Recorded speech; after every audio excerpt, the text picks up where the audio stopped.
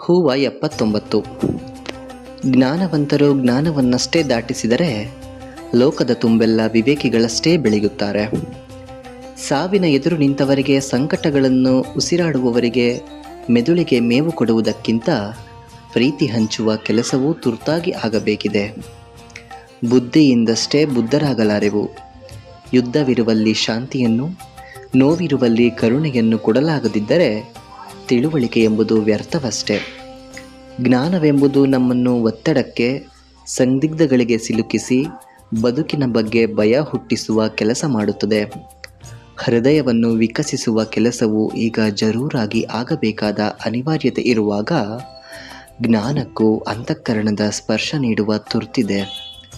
ಬಸವಣ್ಣನವರು ಹೇಳಿದ್ದು ಅದೇ ಅಲ್ವಾ, ದಯೆ ಇರಲಿ ಸಕಲರಲ್ಲಿ ಅಂತ. ಹಂಗನ್ಸಲ್ವಾ? ನಮಸ್ಕಾರ.